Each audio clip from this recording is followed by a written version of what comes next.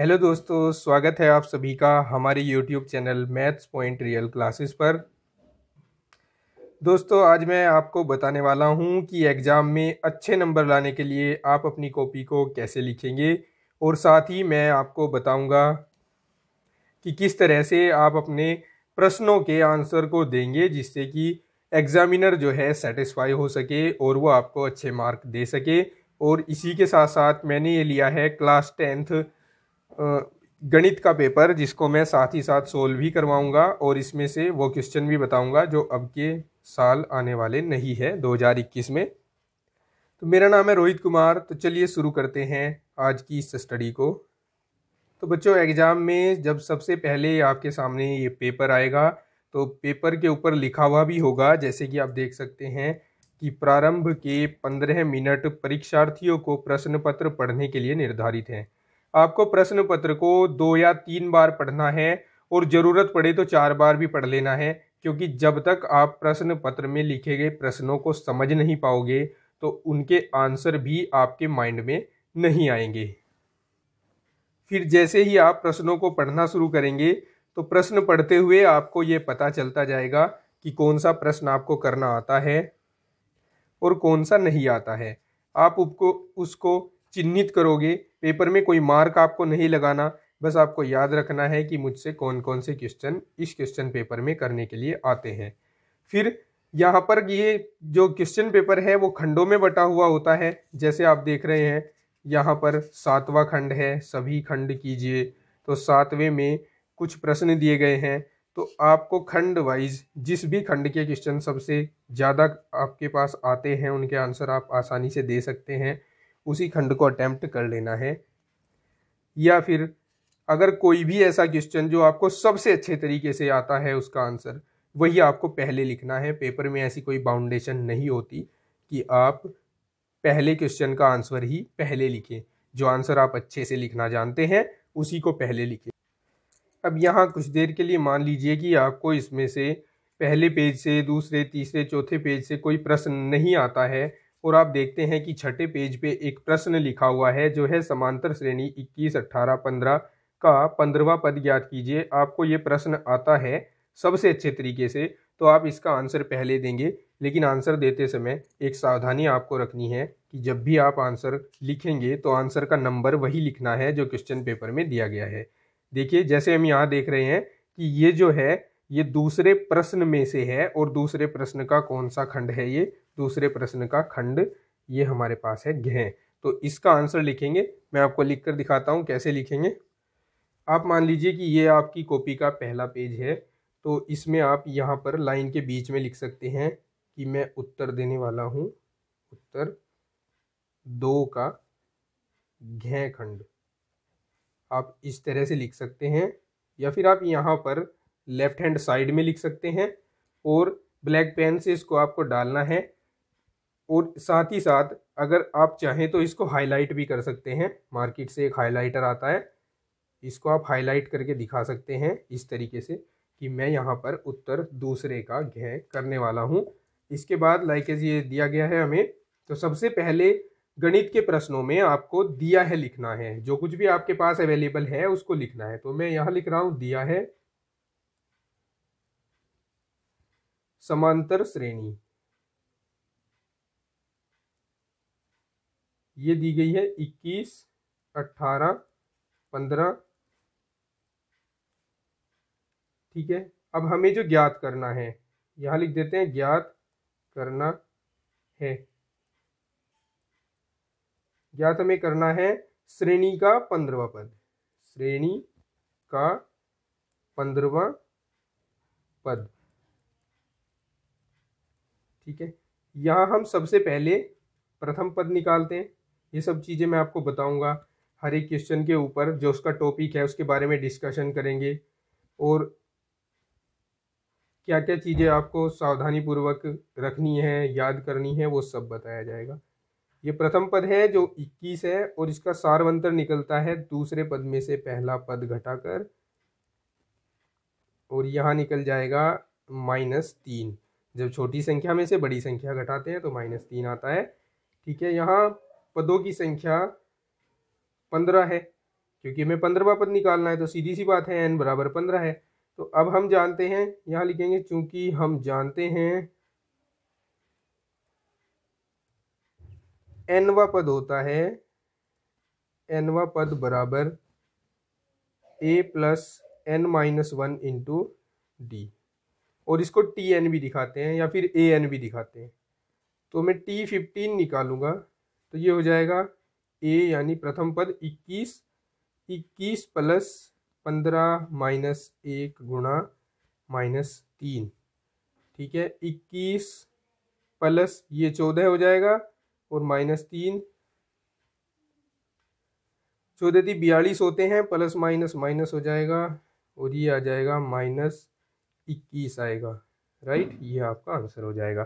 तो इस तरह से आपको आंसर देने हैं। कुछ बच्चे क्या करते हैं, थ्योरी लिखने से कतराते हैं, थ्योरी लिखते नहीं, यानी ये जो आपको जो बेसिक सी चीज़ है जिसको आपको लिखना ही होता है उसको भी नहीं लिखते। तो ऐसे में ये जो होता है एक बैड इंप्रेशन जाता है एग्जामिनर के ऊपर और आपके नंबर भी कम हो सकते हैं। तो थ्योरी का ध्यान रखें, आप अच्छे से डिस्कस करें, अच्छे से बताएं एग्जामिनर को कि हाँ मैंने ये क्या किया है और ये क्या किया है। ओके, तो चलिए अब हम इस क्वेश्चन पेपर को सोल्व करेंगे विस्तार से। क्वेश्चन पेपर जैसे ही आपके सामने आएगा तो सबसे पहले उस पर आपका अनुक्रमांक लिखा जाएगा और नाम का ऑप्शन दिया जाता है, नाम लिखा जाएगा जैसे यहाँ पर लिखा हुआ है। इसके बाद यहाँ पर कुछ इंस्ट्रक्शन दिए जाएंगे, कहा जाएगा कि इस प्रश्न पत्र में कुल 7 प्रश्न हैं वगैरह वगैरह, इनको आपको सावधानी पूर्वक पढ़ना है और इनका अनुसरण करना है। इसके बाद यहाँ से शुरू होता है क्वेश्चन नंबर 1। ये है सभी खंड कीजिए। प्रत्येक खंड में उत्तर के 4 विकल्प दिए गए हैं जिनमें से केवल एक सही है। सही विकल्प छांटकर अपनी उत्तर पुस्तिका में लिखिए। इसका क्या ऑप्शन है, 15, 18 और 24 का लैसे है। तो यहाँ पर आपको तीनों का लैसे निकालना है और फिर आंसर इनमें से सेलेक्ट करना है। चलिए शुरू करते हैं। यहाँ आपको ऐसे लिख देना है आंसर्स ऑफ क्वेश्चन 1, या इसको हाईलाइट करना चाहे तो हाईलाइट कर सकते हैं। इससे एक सौंदर्य आपकी कॉपी में देखने को मिलता है, अच्छी लगती है देखने में कॉपी। साफ सफाई का ध्यान रखना चाहिए हमें एग्जाम में। अब हम सोल्व करते हैं इसका खंड के।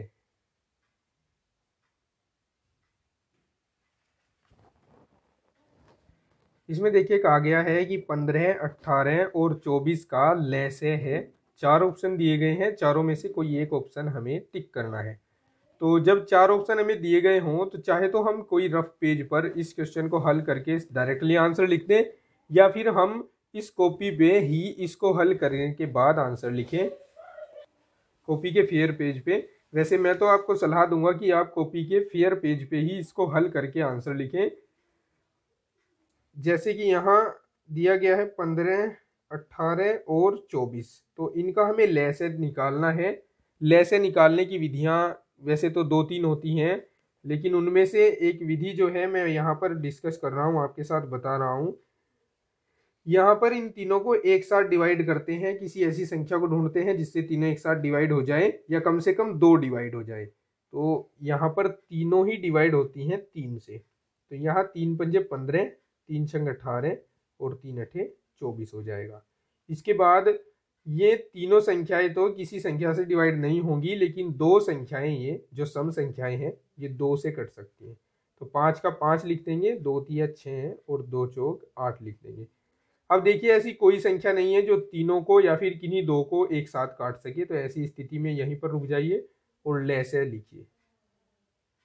लैसे होगा 3 गुणा 2 गुणा 5 गुणा 3 गुणा 4, यानी ये संख्या गुणा ये संख्या गुणा ये संख्या गुणा ये संख्या गुणा ये संख्या। 3 दूनी 6 पंजे 30, 30 तिया 90 और 9 चौक 36, 360। तो यहाँ पर अब ऑप्शन देखते हैं कौन सा आया है हमारे पास। हमारे पास आया है ऑप्शन 4। तो यहाँ हम लिखेंगे आंसर होगा इसका चौथा, और साथ ही साथ ये भी लिख देंगे संख्या 360, राइट। ऐसे हो जाता है ये खंड क्या कंप्लीट। अब इसके बाद आपको दूसरा आंसर देने के लिए 2 से 3 लाइन छोड़नी है। 2 लाइन छोड़ोगे तो भी चलेगा। तो 2 लाइन छोड़ने के बाद हम फिर आंसर लिखते हैं ख का। यहाँ लिख दिया हमने ख। अब हम पढ़ते हैं ख को। देखिए प्रश्न नंबर ख है, बहुपद 3x² + 5x - 2 के शून्यकों का योगफल है। तो इसके शून्यकों का योगफल हमें ज्ञात करना है। वैसे आपकी नॉलेज के लिए मैं बता दूं कि 2021 के एग्ज़ाम में ये नहीं आने वाला है, क्योंकि बहुपद का जो चैप्टर है वो इस साल डिलीट कर दिया गया है कोरोना महामारी के कारण। 30% कम हुए सिलेबस के अकॉर्डिंग। फिर भी मैं आपको एक बार बता दूं इसके बारे में। यहाँ हम लिख देंगे दिया गया बहुपद, या अगर इस क्वेश्चन में हम ना भी लिखें, 1 नंबर का जो क्वेश्चन है ऑप्शनल है तो भी चलेगा। आपको बस इसको सोल्व करना है और आंसर टिक करना है। ये दिया हुआ है शून्यकों का योगफल। देखिए क्या होता है, मैं यहाँ पर सूत्र लिख देता हूँ। शून्यकों का योगफल ये बराबर होता है -x का गुणांक बटे x² का गुणांक। तो समीकरण में देखिए x का गुणांक क्या है, 5 है, तो 5 लिख दिया हमने यहाँ पे, और x² का गुणांक 3 है, तो यहाँ हमने 3 लिख दिया। तो ऑप्शन नंबर देखिए हमारे पास कौन सा सही आता है, ऑप्शन नंबर 3 सही आता है। तो हम आंसर में लिख देंगे कि इसका जो आंसर होगा वो ऑप्शन 3 होगा, और इसमें भी हम लिख देंगे 5/3। इस तरह से ये आंसर कंप्लीट हो जाएगा। अब हम लिखते हैं खंड ग का आंसर। इसमें देखिए कहा गया है हमसे बिंदु 3, 4 की मूल बिंदु से दूरी क्या है। तो मूल बिंदु किसको कहते हैं पहले आपको ये पता होना चाहिए। मूल बिंदु कहते हैं, इसके निर्देशांक होते हैं 0, 0। मूल बिंदु ये हो गया 0, 0, और जो दिया गया बिंदु है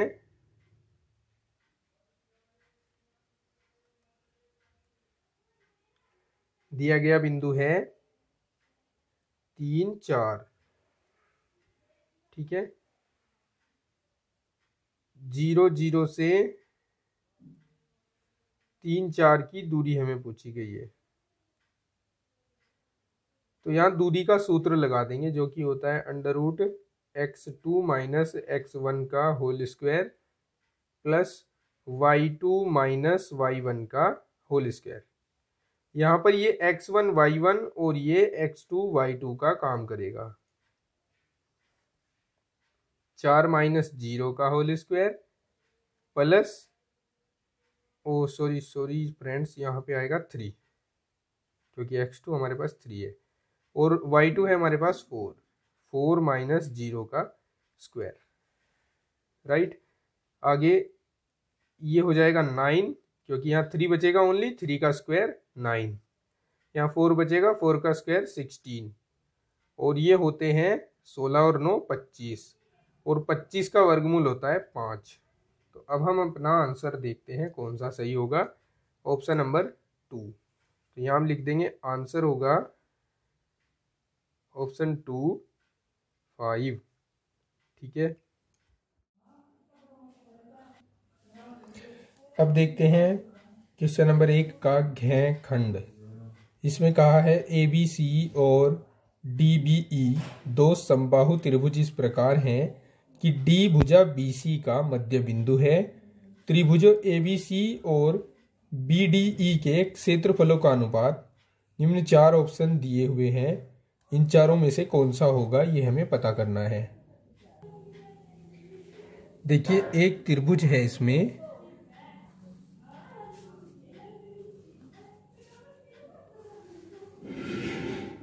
ABC और ये कहा है कि D भुजा BC का मध्य बिंदु है।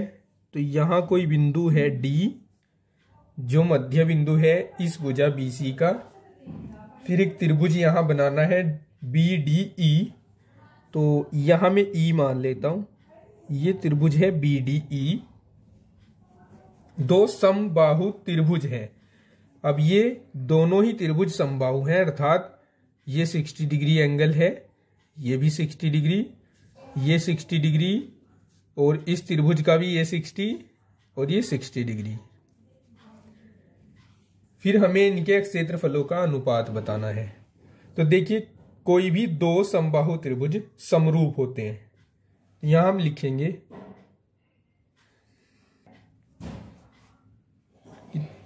त्रिभुज ABC समरूप है त्रिभुज E, अकॉर्डिंग टू स्टेटमेंट ले लेते हैं, BDE कहा है स्टेटमेंट में। और यहां सिंस ये दोनों समबाहु हैं, ये दोनों समबाहु हैं, राइट, ये समझ गए होंगे अब आप। और समबाहु त्रिभुज हमारे पास जो होता है समरूप त्रिभुजों के लिए, उसके लिए हम जानते हैं कि समरूप त्रिभुजों के एरिया जो होता है, एक क्षेत्रफल जो होता है, उनका अनुपात एरिया ऑफ ट्रायंगल ABC और एरिया ऑफ ट्रायंगल BDE, ये बराबर होता है उनकी संगत भुजाओं के वर्ग के बराबर। तो संगत भुजा क्या क्या है इनकी, देखिए BC और BD संगत भुजा है। तो यहां लिख लेते हैं BC और अपॉन BD, इसका भी स्क्वायर कर देंगे और इसका भी स्क्वायर कर देंगे, ये फॉर्मूला होता है। अब इसको हम समीकरण 1 कहकर छोड़ते हैं। अभी यहां लिखते हैं सिंस, अभी देखिए यहां आपके पास ये D भुजा BC का मध्य बिंदु है, D BC का मध्य बिंदु,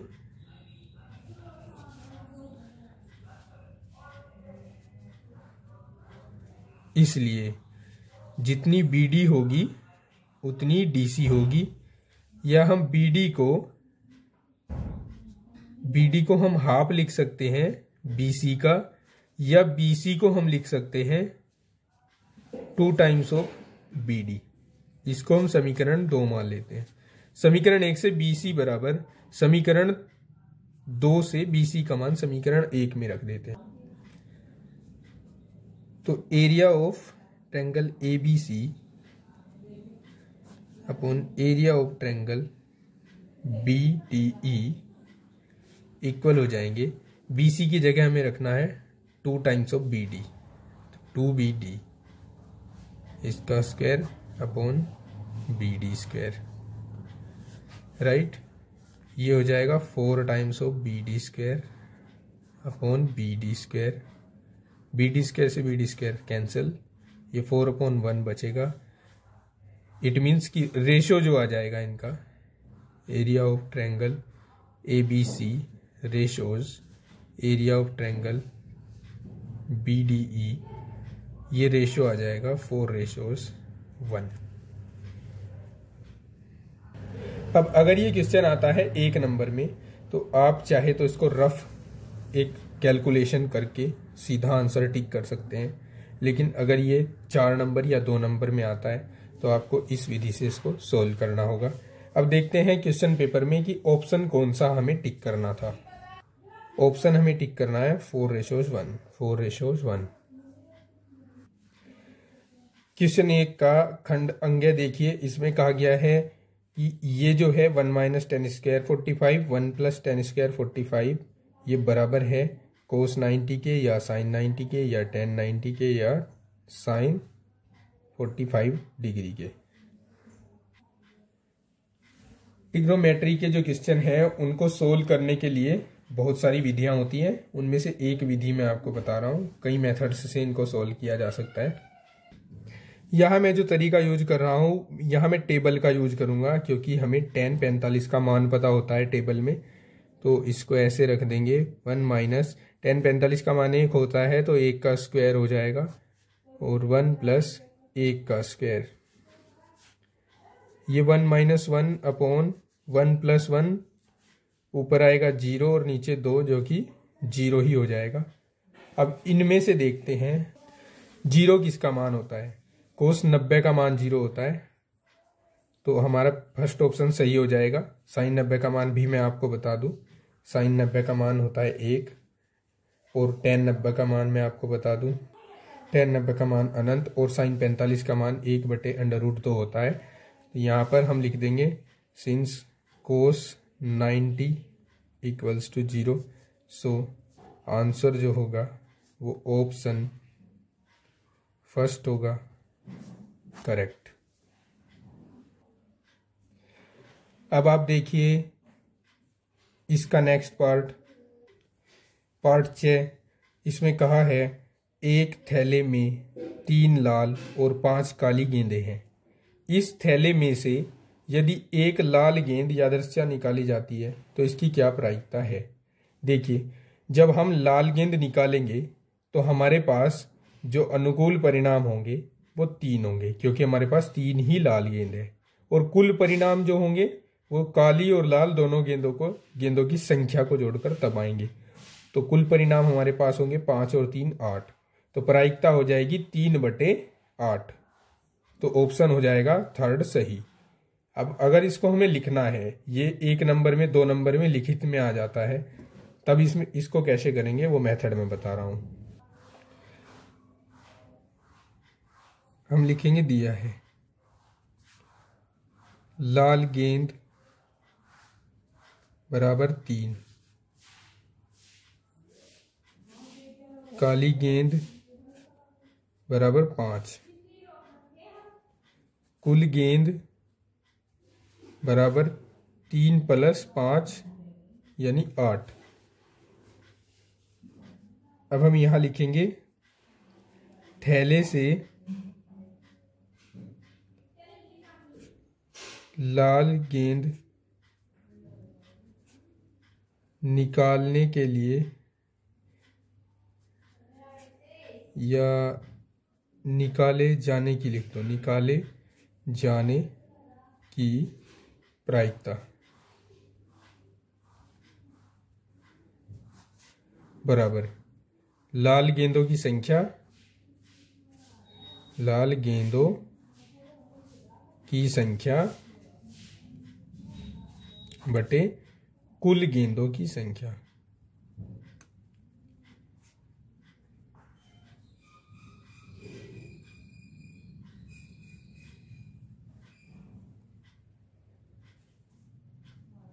लाल गेंद है 3 और कुल गेंद है 5। ये हो जाएगा इसका आंसर। वैसे बच्चों, आपकी नॉलेज के लिए मैं बता दूं कि प्रायिकता से संबंधित कोई भी प्रश्न 2021 में होने वाली बोर्ड परीक्षा में नहीं आने वाला है। कोरोना महामारी के कारण कम हुए 30% सिलेबस में ये प्रायिकता वाला चैप्टर कट कर दिया गया है। इससे संबंधित कोई प्रश्न 2021 के एग्जाम में नहीं पूछा जाएगा। तो आप चाहे तो इसके प्रश्नों को स्किप करके कोई आगे के प्रश्न देख सकते हैं। चलिए अब इससे नेक्स्ट क्वेश्चन हम देखते हैं। ये है प्रश्न संख्या 2। सभी खंड इसमें करने हैं। खंड क है, एक पासे को 2 बार फेंका जाता है। इसकी क्या प्रायिकता है कि 5 कम से कम 1 बार आएगा। वैसे तो ये प्रश्न, जैसा कि मैंने अभी आपको बताया कि प्रायिकता से संबंधित सभी प्रश्न कट गए हैं, इस साल एग्जाम में नहीं आने वाले हैं। मैं इसको करा रहा हूं, आप चाहे तो वीडियो को आगे बढ़ाकर नेक्स्ट क्वेश्चन का सॉल्यूशन देख सकते हैं। अब देखिए, जब एक पासे को 2 बार फेंका जाता है तो हम सैंपल स्पेस कुछ इस तरीके से बनाते हैं। 1 2 3 4 5 6 फलक होते हैं पासे में, और 2 पासे हम फेंक रहे हैं।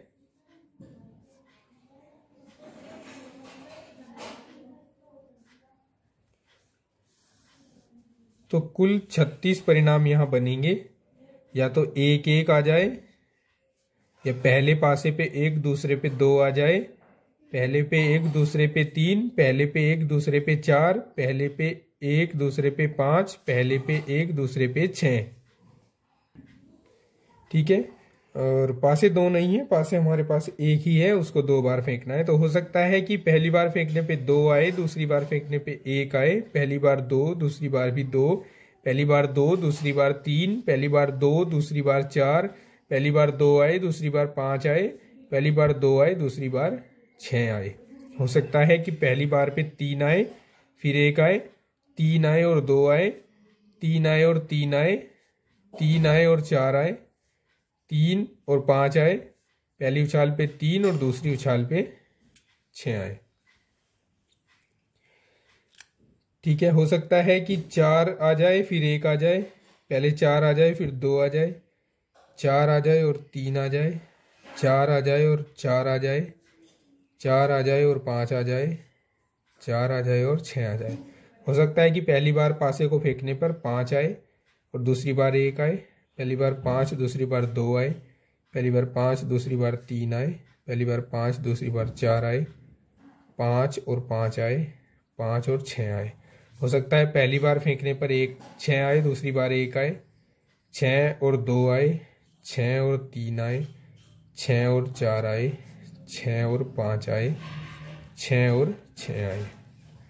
अब हमें जो क्वेश्चन में कहा है वो ये कहा है कि 5 कम से कम 1 बार आएगा, तो अधिक से अधिक तो कितनी भी बार आ सकता है। सबसे पहले हम यहाँ पर कुल परिणाम देखते हैं। कुल परिणाम है हमारे पास 36। आप चाहे गिन लीजिए या 6 की 6 में गुणा कर दीजिए। तो मैं यहां लिख देता हूं कुल परिणाम बराबर 36। अनुकूल परिणाम देखो,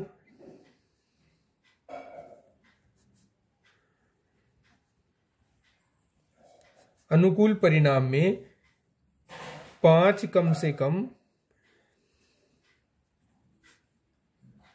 1 बार आएगा, अर्थात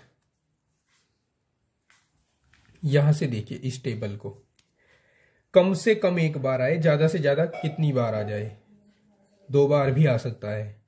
तो एक रिजल्ट तो हमारे पास ये है, इनको मैं हाईलाइट कर देता हूं। एक रिजल्ट ये है जिसमें 5 आया है, एक ये है, एक ये है, एक ये है, बाकी ये 6 के 6 रिजल्ट होंगे। एक रिजल्ट ये है हमारे पास जिसमें 5 आया है। तो कुल रिजल्ट कितने हो गए, 1 2 3 4 5 और 5 10 हो गए। तो अनुकूल परिणाम हमारे पास हो गए 10। तो हम अभीष्ट प्रायिकता निकालेंगे। अभीष्ट का मतलब है कि कम से कम 1 बार 5 आने की प्रायिकता। अभीष्ट प्रायिकता हो जाएगी अनुकूल परिणाम बटे कुल परिणाम, यानी 10 बटे 36। ये इसका आंसर होगा। और इस तरह से ये क्वेश्चन हो जाएगा कंप्लीट, जो है दूसरे का के।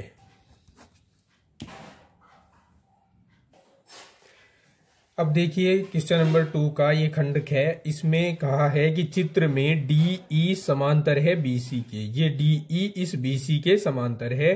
भुजा AD की लंबाई ज्ञात कीजिए। भुजा AD नहीं है हमारे पास, इसकी लंबाई हमें ज्ञात करनी है, जबकि हमें दिया हुआ है AE बराबर 2.7 सेंटीमीटर, BD बराबर 10.8 सेंटीमीटर और CE बराबर 8.1 सेंटीमीटर। सबसे पहले हम लिखते हैं, दिया है AE दिया है हमें 2.7 सेंटीमीटर, BD दिया है 10.8 सेंटीमीटर, CE दिया है 8.1 सेंटीमीटर। ज्ञात जो करना है वो करना है भुजा AD।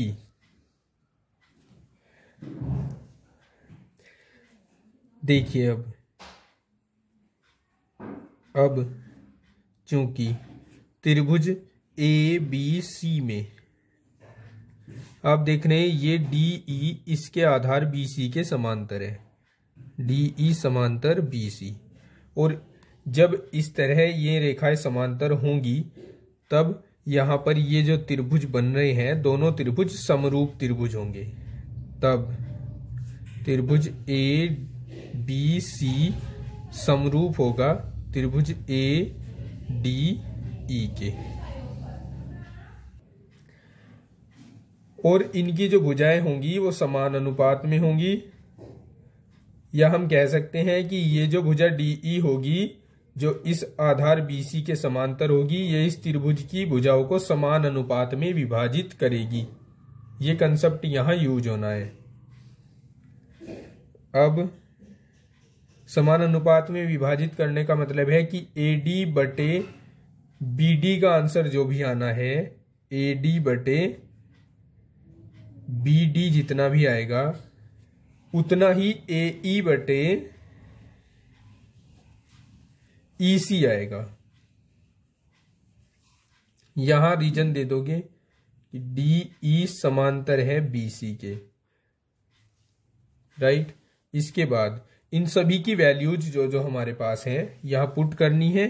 AD की तो वैल्यू नहीं है, BD की वैल्यू हमारे पास है 10.8 सेंटीमीटर, तो यहां रख देंगे 10.8।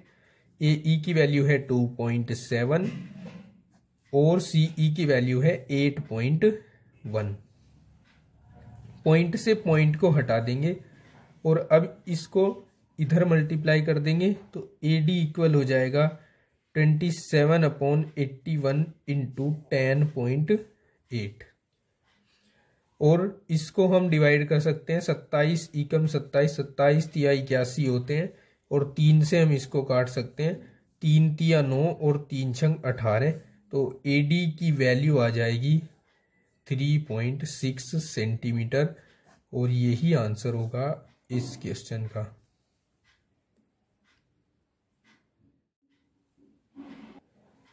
देखिए बेटा क्वेश्चन नंबर 2 का गे, इसमें sine 52 degree, sine 38 degree minus cos 52 degree और कोस 38 डिग्री का मान ज्ञात करने के लिए कहा गया है। 1 नंबर में क्वेश्चन आया है।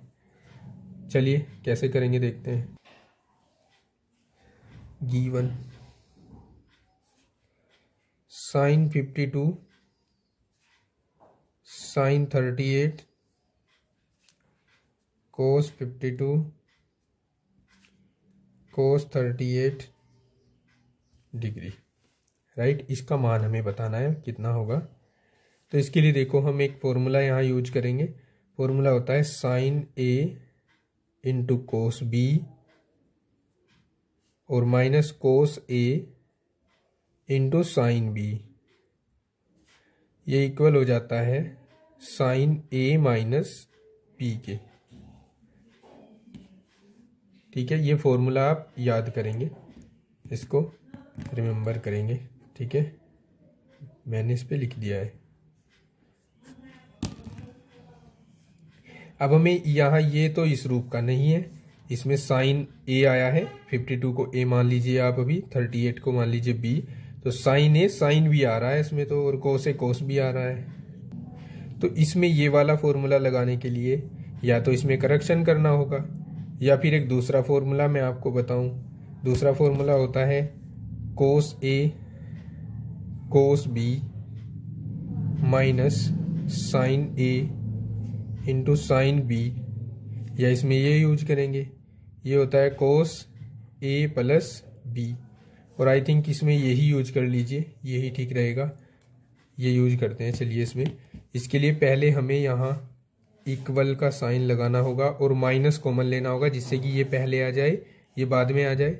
माइनस कोस A यानी कोस 52 डिग्री और कोस 38 डिग्री, और फिर यहाँ माइनस आएगा इसके साथ sine 52 degree into sine 38 degree.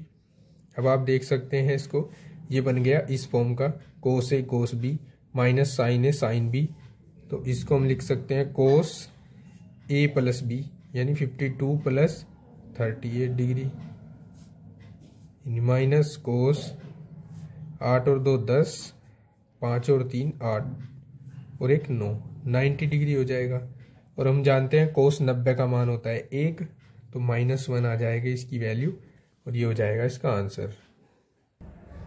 अब ये देखिए क्वेश्चन नंबर 2 का खंड घे, इस खंड को मैं पहले करा चुका हूँ स्टार्टिंग में, लेकिन आपकी नॉलेज के लिए बताऊं कि 2021 के एग्जाम में समांतर श्रेणी से कोई भी प्रश्न नहीं आएगा। समांतर श्रेणी चैप्टर 30% सिलेबस के अंदर आता है, जो कि रिड्यूस कर दिया गया है। फिर भी अगर आपको ये क्वेश्चन देखना है तो स्टार्टिंग में आपने देख ही लिया होगा, नहीं देखा है तो वीडियो को पीछे ले जाकर देख सकते हैं। अब देखिए प्रश्न संख्या 3, इसमें भी कहा है कि सभी खंड करने हैं इसके कह दिया है यदि 241 बटे 4000 बराबर 241 बटे 2 की घात m गुणा 5 की घात n हो तो m और n के मान ज्ञात कीजिए, जहां m और n ऋणोत्तर पूर्णांक हैं। भाग की प्रक्रिया किए बिना इसका दशमलव प्रसार भी ज्ञात कीजिए। 2 अंक में आया हुआ है ये क्वेश्चन 2020 में। चलिए करते हैं सॉल्यूशन इसका। पहले कर लेते हैं ये जो हमें दिया हुआ है इसको नोट। अब हमें ये जो हमारे पास 4000 लिखा गया है इसको इस रूप में बदलना है। तो उसके लिए सबसे पहले हम इसको लिखते हैं इस तरह से, 4 गुणा 1000 लिख सकते हैं ना। इसको लिखें एज इट इज।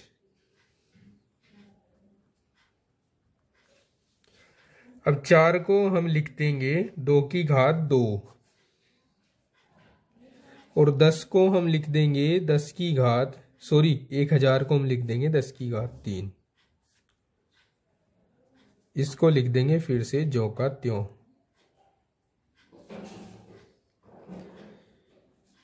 दो की घात 2 गुणा, इसको मैं लिख रहा हूं 5 गुणा 2, लिख सकता हूं ना, लिख सकता हूं 241 बटे 2 की घात m गुणा 5 की घात n।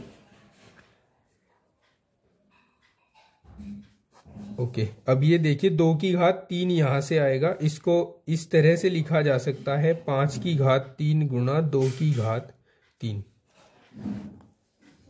बराबर 241 बटे 2 की घात m गुणा 5 की घात n। अब यहाँ पर आधार 2 बार आ गया है तो गुणा हो रही है, इनकी गुणा में घातों को जोड़ देंगे, अर्थात यहाँ अब लिखा जा सकता है 2 की घात 2 प्लस 3 अर्थात 5 और गुणा 5 की घात 3 बराबर 241 बटे 2 की घात m गुणा 5 की घात n। यहाँ पर अगर हम तुलना करें तो m का स्थान 5 ने ले रखा है और n का स्थान 3 ने, तो लिख देंगे तुलना करने पर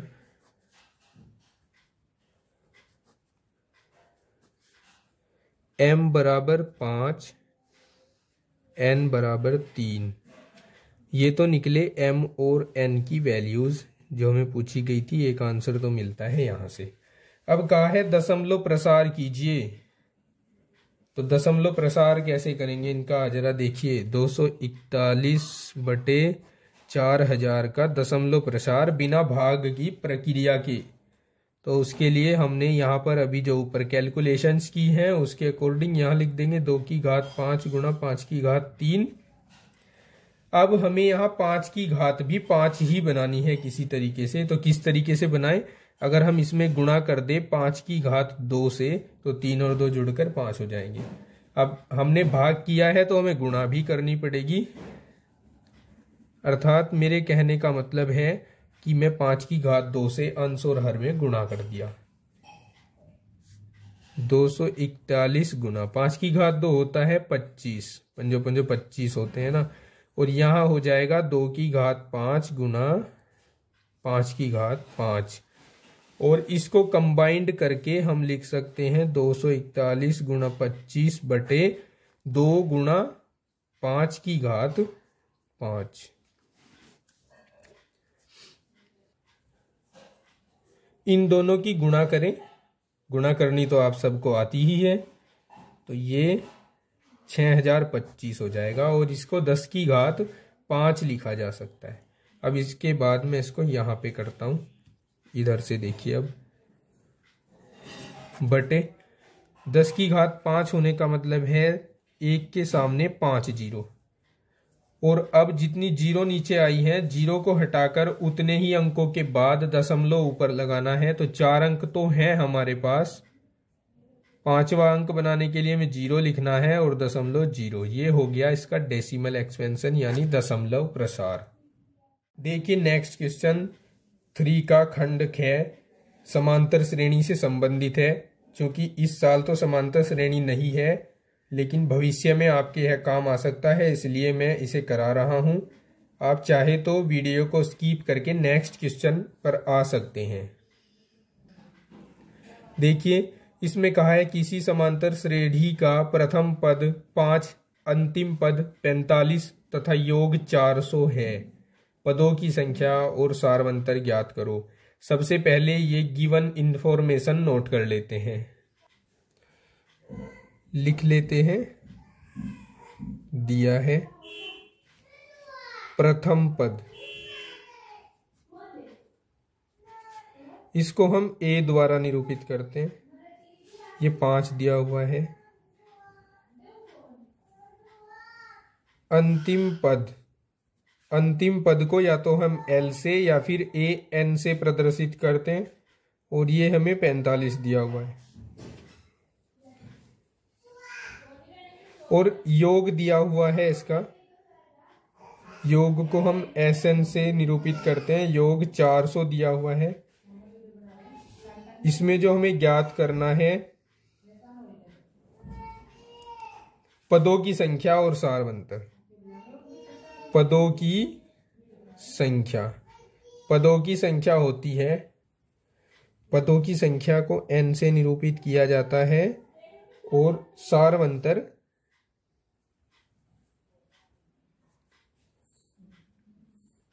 सारवंतर को हम d द्वारा निरूपित करते हैं। ये दोनों चीजें हमें फाइंड करने हैं, इसलिए मैंने इनके सामने क्वेश्चन मार्क लगा दिया है। अब देखिए, जब हमें अंतिम पद दिया हो और योग दिया हो, तब हम योग का जो सूत्र है वो ये वाला अप्लाई करेंगे। यहां लिखेंगे हम जानते हैं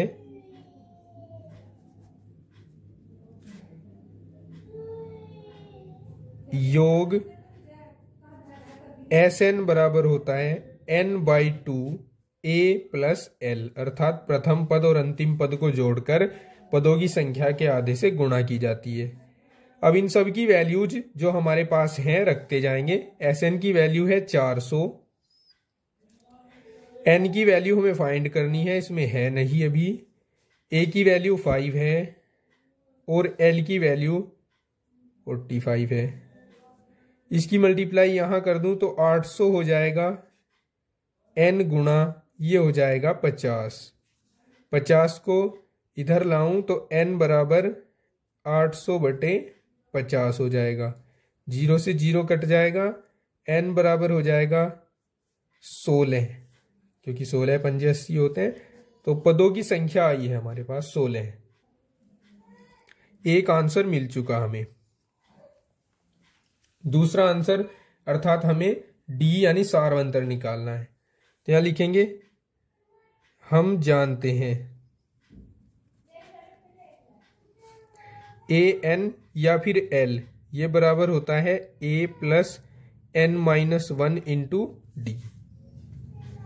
तो L की वैल्यू हमारे पास है 45 बराबर a की वैल्यू है 5 और n की वैल्यू 16 आ गई है और इंटू d। इस 5 को यहां लाए तो 45 - 5 बराबर 16 में से 1 घटा दें, हमारे पास रह जाएगा 15 d। यहां रह जाएगा 40 और 15 d। या d की वैल्यू अगर हम निकालें तो 40/15 आएगी। इसको हम काट दे 5 से काट सकते हैं। 5 × 8 = 40, 5 × 15 और 3 से इसको काट दें। 3 दूनी 6 और 3 × 6 = 18, 2.6। राइट, ये आ जाएगा इसका आंसर। अब देखिए, ये क्वेश्चन नंबर 3 का खंड ग, वह अनुपात ज्ञात कीजिए जिसमें बिंदुओं -3, 10 और 6 - 8 को मिलाने वाला रेखाखंड बिंदु -1, 6 के द्वारा विभाजित होता है। देखिए, समझिए इसको क्या कहा जा रहा है। इसमें एक बिंदु है हमारे पास -3, 10 और एक बिंदु है 6 - 8। इनको मिलाकर एक रेखाखंड हमने खींच लिया। इस रेखाखंड को AB कह लेते हैं। अब इस रेखाखंड को मिलाने वाला इस रेखाखंड पर एक बिंदु है। यहां मान लीजिए इस बिंदु C को -1, 6, जो इसको विभाजित करता है। अब किस अनुपात में विभाजित करता है वह हमें बताना है। तो हम मान ले कि ये इसको k अनुपात 1 के अनुपात में विभाजित करता है, राइट। माना बिंदु -1 6, बिंदुओं -3 10 व 6 -8 को मिलाने वाले रेखाखंड को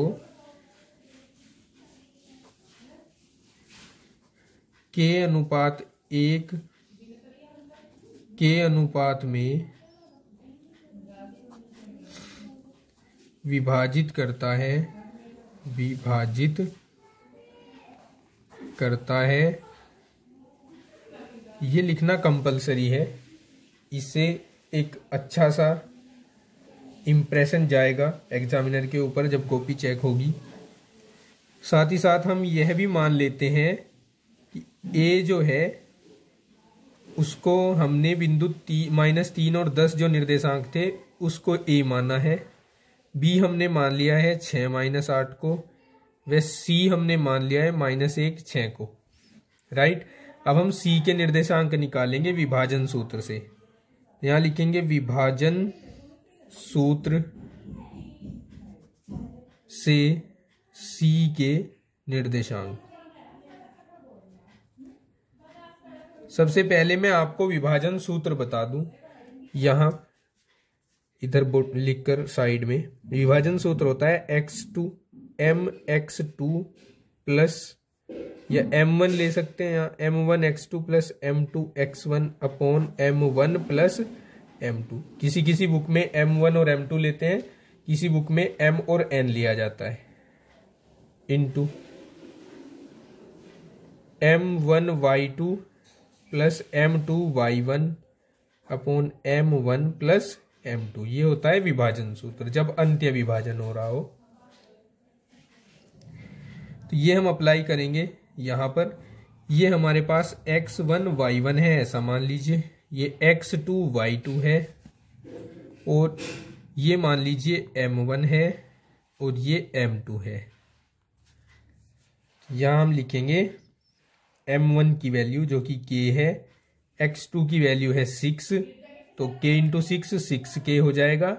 फिर प्लस आता है बीच में, और फिर आएगा हमारे पास m2 है 1, और x1 है -3, तो 1 इंटू -3 लिख देंगे, अपॉन m1 प्लस m2 यानी k प्लस 1 लिख देंगे। फिर है m1 k है, और y2 मेरे पास है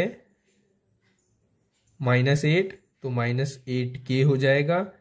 फिर बीच में प्लस आता है, m2 आता है, m2 है 1 और y1 है 10, तो 10 ही कम 10 होकर 10 ही आएगा, और ये k प्लस 1 आ जाएगा। ठीक है, ये किसके निर्देशांक आए हैं? बिंदु C के। बट बिंदु C के निर्देशांक हमारे पास पहले से ही अवेलेबल है। यहाँ लिख देंगे बट कोऑर्डिनेट ऑफ C, ये हमारे पास है -1 और 6। तो ये x कोऑर्डिनेट को x कोऑर्डिनेट के साथ कंपेयर करा दो, या y कोऑर्डिनेट को y कोऑर्डिनेट के साथ कंपेयर करा दो, यहाँ से k की वैल्यू निकल जाएगी। तो अब y कोऑर्डिनेट को कंपेयर करा लेते हैं, -8k plus 10 upon k plus 1, ये इक्वल हो जाएगा 6 के। इसको इधर मल्टीप्लाई करो, -8k plus 10 equals to 6k plus 6 हो जाएगा, राइट। इसको यहाँ लाओ, -8k माइनस 6k हो जाएगा, और 10 को इधर ले जाओ तो 6 माइनस 10 हो जाएगा। 8 और 6 होते हैं 14, तो 14k बराबर 6 में से ये घटा दीजिए 10, तो -4 बचेगा, माइनस से माइनस कैंसिल हो जाएगा, और k की वैल्यू आएगी 4/14, जिसको हम 2 से काट सकते हैं। 2 दूनी 4, 2 सत्ते 14, तो 2/7 आ जाएगी। तो अभीष्ट अनुपात जो आएगा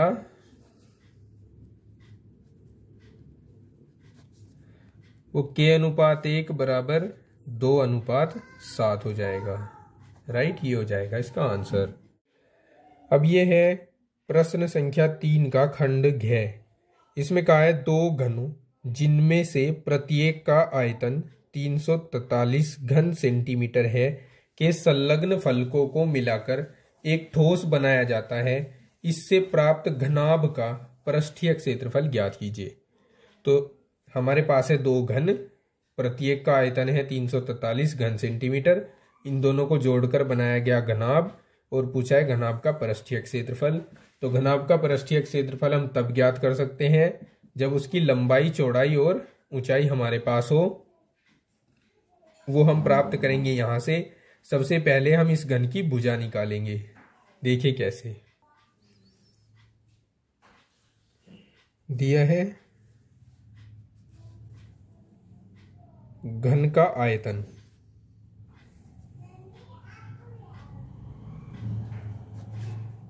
ये 343 है, 343 घन सेंटीमीटर। राइट, यहां सबसे पहले हम भुजा को निकालेंगे। माना घन की भुजा L है, ए मान लीजिए, ए है, तब इसका जो आयतन होगा वो होगा a⁻3। भुजा की घात 3 होता है आयतन, और ये बराबर है 343 के।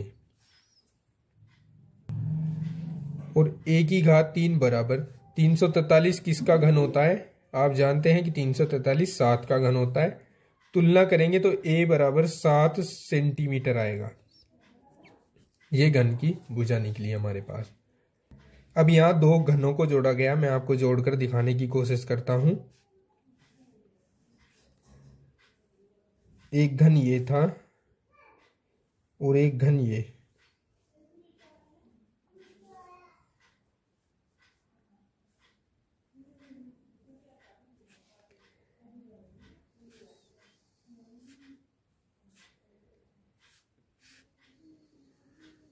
राइट, एक घन तो ये था हमारे पास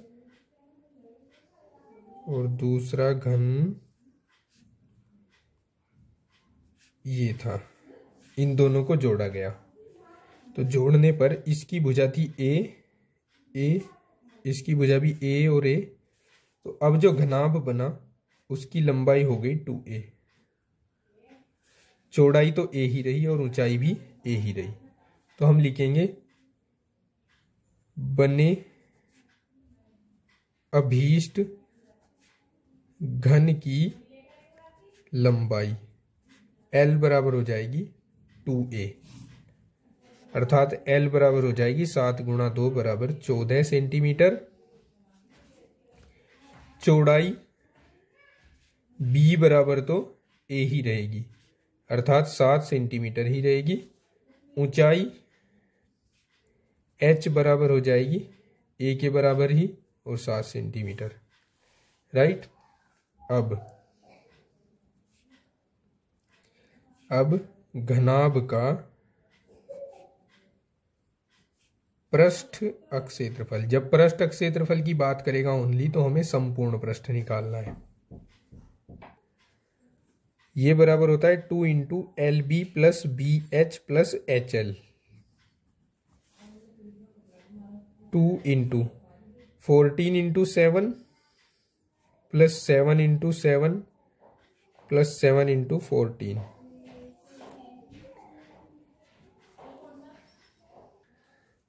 14 × 7 = 98, 7 × 7 = 49 और 14 × 7 = 98। और इन आफ्टर कैलकुलेशन आप आंसर पाएंगे 490 वर्ग सेंटीमीटर आंसर।